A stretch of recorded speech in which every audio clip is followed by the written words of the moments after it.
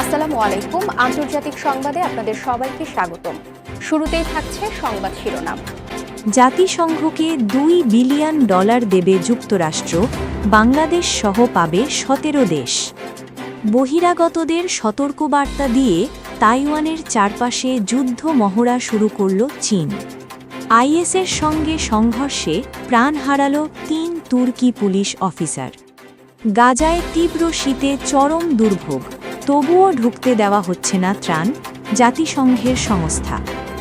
আজকের এই আলোচিত ঘটনাগুলোর আড়ালে লুকিয়ে থাকা আরও চাঞ্চল্যকর তথ্য এবং ঘটনার পেছনের আসল রহস্য উন্মোচন করতে আজ রাত 10টায় আমরা আসছি বিশেষ লাইভ আয়োজনে। বিশ্ব রাজনীতির এই জটিল সমীকরণগুলোর প্রকৃত বিশ্লেষণ এবং অজানা সব সত্য জানতে চোখ রাখুন আমাদের পর্দায়। এই গুরুত্বপূর্ণ লাইভটি যাতে কোনোভাবেই মিস না করেন, সেজন্য এখনই আমাদের চ্যানেলটি সাবস্ক্রাইব করে বেল আইকনটি অন করে রাখুন। দেখা হচ্ছে ঠিক রাত 10টায়। সে পর্যন্ত আমাদের সঙ্গেই থাকুন।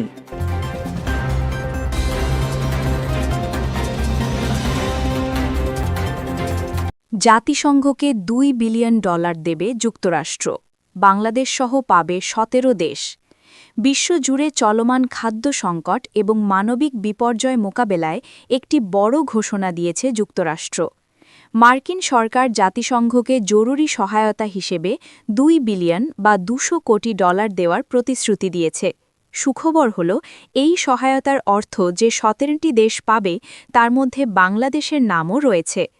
মার্কিন আন্তর্জাতিক উন্নয়ন সংস্থা ইউএসএআইডি এই তহবিল মূলত বিশ্বব্যাপী ক্ষুধা ও অপুষ্টি দূরীকরণ এবং কৃষি খাতের উন্নয়নে ব্যয় করবে। এই বিশাল অর্থ সহায়তার কারণ হল রাশিয়া ইউক্রেন যুদ্ধ, জলবায়ু পরিবর্তন এবং কোভিড পরবর্তী অর্থনৈতিক মন্দার কারণে বিশ্বের অনেক দেশে খাদ্য নিরাপত্তা হুমকির মুখে পড়েছে। বিশেষ করে উন্নয়নশীল দেশগুলো এবং যারা বিপুল সংখ্যক শরণার্থীকে আশ্রয় দিয়েছে তাদের ওপর চাপ বেড়েছে। যুক্তরাষ্ট্র এই সহায়তার মাধ্যমে বৈশ্বিক স্থিতিশীলতা বজায় রাখা এবং মানবিক সংকটে পাশে দাঁড়ানোর বার্তা দিতে চাইছে। বাংলাদেশের জন্য এই সহায়তার প্রভাব অত্যন্ত ইতিবাচক হবে বলে আশা করা হচ্ছে। বাংলাদেশে আশ্রয় নেওয়া 10 লাখেরও বেশি রোহিঙ্গা শরণার্থীর ভরণপোষণ এবং দেশের নিজস্ব কৃষি ও খাদ্য নিরাপত্তা নিশ্চিত করতে এই অর্থ বড় ভূমিকা রাখবে। ডলার সংকটের এই সময়ে বৈদেশিক মুদ্রার এমন প্রবাহ অর্থনীতির জন্য কিছুটা স্বস্তির বার্তা নিয়ে আসবে।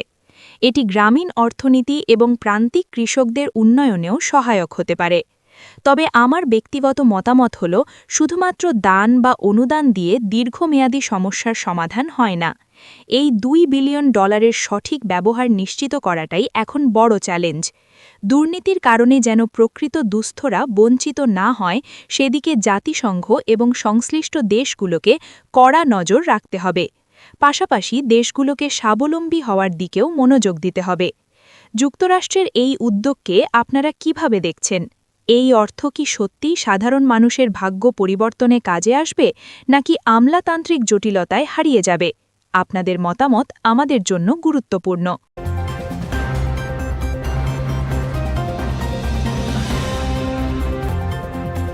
বহিরাগতদের সতর্কবার্তা দিয়ে তাইওয়ানের চারপাশে যুদ্ধ মহড়া শুরু করল চীন।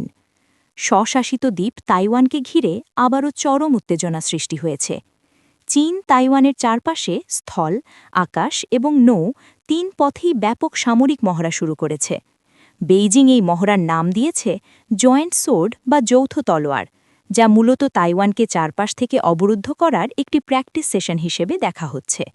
চীনা সেনাবাহিনী স্পষ্ট করে জানিয়েছে যে এই মহড়াটি মূলত তাইওয়ানের স্বাধীনতার কট্টরপন্থীদের জন্য একটি কঠোর শাস্তি এবং একই সঙ্গে বহিরাগত শক্তির প্রতি একটি গুরুতর সতর্কবার্তা। এই ঘটনাটি কেন ঘটল তার পেছনের কারণ খুঁজতে গেলে দেখা যায়, তাইওয়ানের বর্তমান সরকারের স্বাধীনতার প্রতি অনড় অবস্থান এবং যুক্তরাষ্ট্রের সঙ্গে তাদের ঘনিষ্ঠতাই বেইজিংকে ক্ষুব্ধ করেছে। চীন মনে করে তাইওয়ান তাদেরই একটি বিচ্ছিন্ন প্রদেশ এবং প্রয়োজনে বল প্রয়োগ করে হলেও তারা এটি দখল করবে। অন্যদিকে তাইওয়ানের নতুন প্রেসিডেন্টের কিছু সাম্প্রতিক বক্তব্য এবং মার্কিন যুক্তরাষ্ট্রের অস্ত্র সহায়তার প্রতিশ্রুতি চীনকে এই শক্তি প্রদর্শনে বাধ্য করেছে বলে বিশ্লেষকরা মনে করছেন। বহিরাগত বলতে এখানে মূলত যুক্তরাষ্ট্র ও তার মিত্রদের দিকেই ইঙ্গিত করা হয়েছে। এই মহড়ার প্রভাব সুদূর প্রসারী। প্রথমত, তাইওয়ান প্রণালীতে বাণিজ্যিক জাহাজ চলাচলে বিঘ্ন ঘটছে, যা বিশ্ব বাণিজ্যে নেতিবাচক প্রভাব ফেলবে। দ্বিতীয়ত, যুদ্ধের আশঙ্কা সাধারণ তাইওয়ানিদের মধ্যে আতঙ্ক তৈরি করেছে। এশিয়ার এই অঞ্চলে একটি ভুল পদক্ষেপ বা ছোট কোনো স্ফুলিঙ্গ বড় কোনো যুদ্ধের জন্ম দিতে পারে, যা ইউক্রেন, রাশিয়া বা গাজা পরিস্থিতির চেয়েও ভয়াবহ হতে পারে। এই পরিস্থিতির সমাধান আসলে অস্ত্রের ভাষায় হবে না।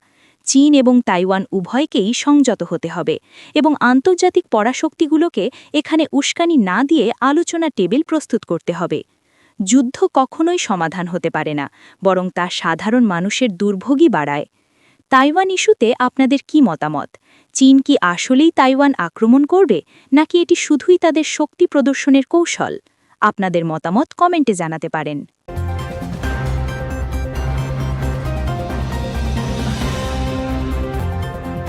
আইএসের সঙ্গে সংঘর্ষে প্রাণ হারালো ৩ তুর্কি পুলিশ অফিসার। তুরস্কে সন্ত্রাস বিরোধী অভিযানের সময় এক মর্মান্তিক ঘটনা ঘটেছে। দেশটির নিরাপত্তা বাহিনীর সঙ্গে জঙ্গি গোষ্ঠী আইএসের বা ইসলামিক স্টেটের সদস্যদের তীব্র সংঘর্ষে তুরস্কের ৩ জন পুলিশ অফিসার নিহত হয়েছেন। ঘটনাটি ঘটেছে তুরস্কের দক্ষিণ পূর্বাঞ্চলীয় একটি এলাকায়, যেখানে গোয়েন্দা তথ্যের ভিত্তিতে পুলিশ আইএসের একটি গোপন আস্তানায় অভিযান চালাতে গিয়েছিল। পুলিশের উপস্থিতি টের পেয়ে জঙ্গিরা অতর্কিত গুলি চালায় এবং দীর্ঘক্ষণ ধরে চলা এই বন্দুকযুদ্ধে ৩ সাহসী অফিসার শাহাদাত বরণ করেন। এই ঘটনা ঘটার প্রধান কারণ হল সিরিয়া ও ইরাকে আইএসের মূল ঘাঁটিগুলো ধ্বংস হয়ে গেলেও তাদের স্লিপার সেল বা গোপন ইউনিটগুলো এখনও সক্রিয় রয়েছে। তুরস্কের ভৌগোলিক অবস্থান সিরিয়ার সীমান্তে হওয়ায় জঙ্গিরা প্রায়ই দেশটিতে অনুপ্রবেশ করে এবং নাশকতা চালানোর চেষ্টা করে। তুরস্ক সরকার দীর্ঘদিন ধরেই এই জঙ্গি গোষ্ঠীর বিরুদ্ধে জিরো টলারেন্স নীতি অবলম্বন করছে, যার অংশ হিসেবেই এই অভিযান চালানো হয়েছিল। এই ঘটনার প্রভাব তুরস্কের অভ্যন্তরীণ নিরাপত্তার জন্য বেশ উদ্বেগজনক। এটি প্রমাণ করে যে আইএস পুরোপুরি নির্মূল হয়নি এবং তারা আবারও সংগঠিত হওয়ার চেষ্টা করছে। এতে সাধারণ মানুষের মধ্যে ভীতি সঞ্চার হয়েছে এবং পর্যটন নির্ভর তুরস্কের অর্থনীতিতে এর নেতিবাচক প্রভাব পড়ার আশঙ্কা রয়েছে। এছাড়াও এর ফলে তুরস্ক সরকার তাদের অভিযান আরও জোরদার করবে, যা ওই অঞ্চলে উত্তেজনা আরও বাড়িয়ে দিতে পারে। সন্ত্রাসবাদ দমনে শুধুমাত্র সামরিক অভিযানই যথেষ্ট নয়, এর জন্য প্রয়োজন আন্তর্জাতিক গোয়েন্দা তথ্য আদান-প্রদান এবং জঙ্গিবাদের মূল কারণগুলো খুঁজে বের করে তা নির্মূল করা। যে পুলিশ অফিসাররা প্রাণ দিলেন তাদের আত্মত্যাগ যেন বৃথা না যায়, সেজন্য রাষ্ট্রকে আরও কঠোর হতে হবে। আপনারা কি মনে করেন মধ্যপ্রাচ্য থেকে কি জঙ্গিবাদের এই বিষবৃক্ষ কখনো পুরোপুরি উপড়ে ফেলা সম্ভব হবে? আপনাদের সুচিন্তিত মতামত আশা করছি।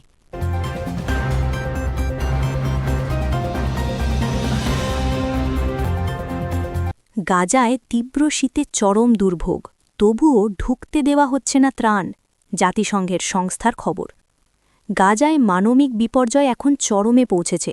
একদিকে মাথার ওপর দিয়ে উড়ে যাচ্ছে ইসরায়েলি যুদ্ধবিমান ও ড্রোন, অন্যদিকে ধেয়ে এসেছে হাড় কাঁপানো শীত। জাতিসংঘের সংস্থাগুলো জানাচ্ছে, গাজায় তীব্র শীতের কারণে লাখ লাখ বাস্তুচ্যুত মানুষ চরম দুর্ভোগে পড়েছেন। তাদের অধিকাংশেরই থাকার মতো কোনো ঘর নেই, তাঁবুগুলো বৃষ্টির পানিতে ভেসে যাচ্ছে। এর চেয়েও ভয়ের খবর হল, এত হাহাকারের মধ্যেও গাজায় পর্যাপ্ত ত্রাণ ঢুকতে দেওয়া হচ্ছে না। জাতিসংঘের ত্রাণ বিষয়ক সংস্থাগুলো অভিযোগ করেছে, ইসরায়েলি কর্তৃপক্ষ নানা অজুহাতে ত্রাণের ট্রাকগুলো সীমান্তে আটকে রেখেছে। এই অমানবিক পরিস্থিতির পেছনের কারণ হল দীর্ঘস্থায়ী যুদ্ধ এবং গাজার ওপর ইসরায়েলের কঠোর অবরোধ। ইসরায়েল দাবি করছে ত্রাণের আড়ালে হামাসের কাছে অস্ত্র যেতে পারে, তাই তারা কঠোর তল্লাশি চালাচ্ছে। কিন্তু জাতিসংঘের মতে এই তল্লাশির নামে যে দীর্ঘসূত্রতা তৈরি করা হচ্ছে তা মূলত ত্রাণ কার্যক্রমকে বাধাগ্রস্ত করারই একটি কৌশল। শীতবস্ত্র, হিটার এবং জ্বালানির অভাবে গাজার শিশুরা হাইপোথার্মিয়া বা তীব্র ঠান্ডায় জমে মারা যাওয়ার ঝুঁকিতে রয়েছে। এর প্রভাব হবে ভয়াবহ। খাদ্য ও ওষুধের অভাবের সঙ্গে শীত যুক্ত হয়ে গাজাকে একটি মৃত্যুপুরীতে পরিণত করেছে। শিশুরা নিউমোনিয়া ও অন্যান্য ঠান্ডাজনিত রোগে আক্রান্ত হচ্ছে। যদি দ্রুত ত্রাণ পৌঁছানো না যায়, তবে বোমার আঘাতের চেয়েও বেশি মানুষ মারা যাবে শীতে এবং অনাহারে। এটি আধুনিক বিশ্বের বিবেকের ওপর এক বিশাল প্রশ্নচিহ্ন। এই মুহূর্তে এর একমাত্র সমাধান হল নিঃশর্তভাবে মানবিক করিডোর খুলে দেওয়া এবং যুদ্ধবিরতি কার্যকর করা। রাজনীতি বা যুদ্ধের কৌশলের চেয়ে মানুষের জীবন বাঁচানো অনেক বেশি জরুরি। আন্তর্জাতিক সম্প্রদায়ের উচিত ইসরায়েলের ওপর চাপ প্রয়োগ করা, যাতে অন্তত শীতবস্ত্র এবং খাদ্য প্রবেশ করতে পারে। এই চরম শীতে খোলা আকাশের নিচে থাকা শিশুগুলোর কথা ভাবলে গা শিউরে ওঠে। আপনাদের কি মনে হয় না যে বিশ্বনেতারা গাজার এই কান্না শুনেও না শোনার ভান করছেন? মন্তব্য করে জানাবেন।